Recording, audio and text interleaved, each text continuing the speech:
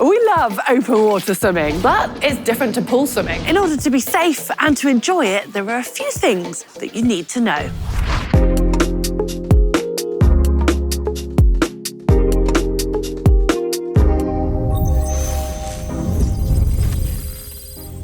It doesn't matter if you're relatively new to swimming or if you're an expert pool swimmer, there are still certain things that you need to have an understanding of before jumping into your nearest lake, river or ocean. For the majority of us swimming open water, it's going to be considerably colder than swimming in a pool. So you're going to require a wetsuit. And getting the right fit is essential. Bear in mind that a wetsuit is going to feel much tighter when it's dry when you're on land than when you're swimming. And if you want, you can try it out in the local pool where you feel you're inside your comfort zone and you can really make sure that the fit is correct. Because if it's too tight, you're going to find it really hard and restrictive on your breathing. Too loose and it'll end up filling with water and slowing you down. And neither is very nice when you're out in that open water. Even with the right gear, swimming in open water is still going to be cold. So you need to remember that it's going to require more energy and you're going to need to make sure you've got a plan for effectively warming up afterwards. And yeah, the wetsuit is your main piece of gear. You are going to need other bits of kit, but we have a whole video that looks into everything you will require for going open water swimming. So check that one out.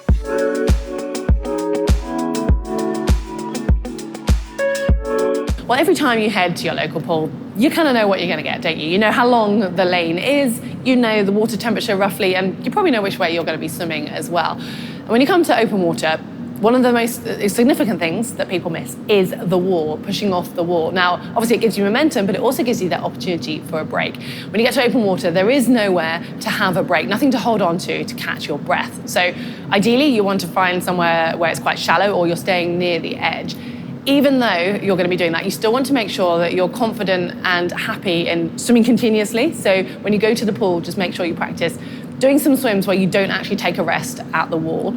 But then when you come back to open water, you want to be able to relax in that environment. So you need to be confident sculling, both in an upright position, but also on your back. Those skills you can practice very much in the pool. If you find them a little bit difficult, don't worry too much, because once you put a wetsuit on, that added buoyancy will just give you that much more confidence and make it a lot easier.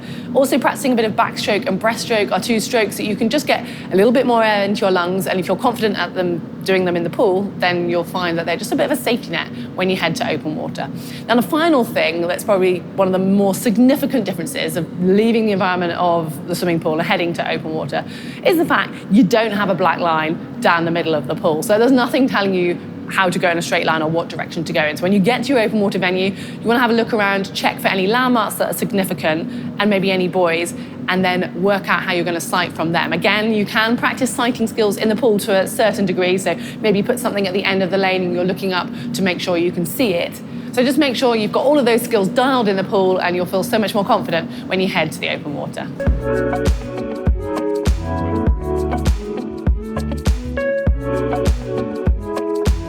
You've done all the prep in the pool, you've bought and tested the kit, you're ready to go.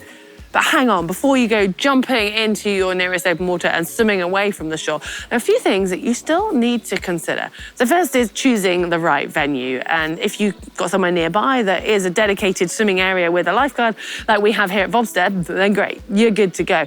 If not, and you're going somewhere that's more sort of open or wild swimming, you need to do your research. You want to check from local knowledge. You need to know the currents, see what the rainfall's been recently. If it's been heavy rainfall, then avoid swimming at that time, because not only will the currents be stronger, but there can also be debris in the water.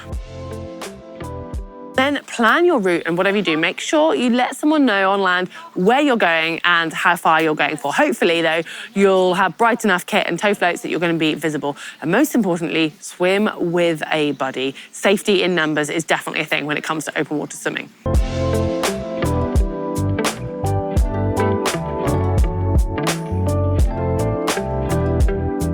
Another thing to consider is the type of water you're swimming in. This might sound funny, but if you're heading into fresh water, well, apart from being colder, it's going to feel very much like it is in the pool. If you're swimming in seawater, it's going to add to the buoyancy. And then if you're in a wetsuit, that could actually make you feel really quite different. You're just going to be that much more buoyant. So it's just something to think about that you can't really prepare for.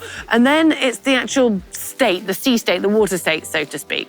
Something, if you're looking from land, it might look entirely flat or basically, just a few little ripples on the ocean or on the lake. But when you actually head out there and you're down at water level, those waves can feel quite significant. So just try and get your head around that. Be prepared that it might be a little bit choppy. You might want to notice which way the waves are moving, and then you can adapt your breathing or even plan your route accordingly. It's always easier to breathe away from those waves. And the same for any currents, just factor that in. If you're finding it really easy to swim one way and you've got to go back again, remember that it's going to take you much longer to go home. Now, these are all things that you'll start to adapt to. If it is a bit wavier and choppier, your stroke is often more efficient if it's a little bit faster, which you can practice in the pool, but there's nothing better than actually getting out into the real open water for really getting a hang of how to swim in these conditions.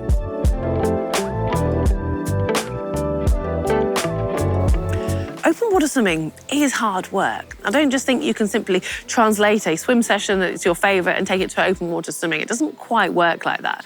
When you do arrive, you want to be kind to yourself, but also a little bit cautious. And you want to finish that session feeling like you've learned something, you've experienced something new, but ultimately that you have enjoyed it. And we really hope that you're going to be back for plenty more of this. And if you are, well, we are here to help. We've got plenty of videos on this. And if you want to find those and make sure that you don't miss any more that we've got coming out, we'd suggest subscribing to the channel to support us, but also help you with your open water swimming journey. Well, hopefully you've enjoyed this video. Thanks for joining us. Give us a like.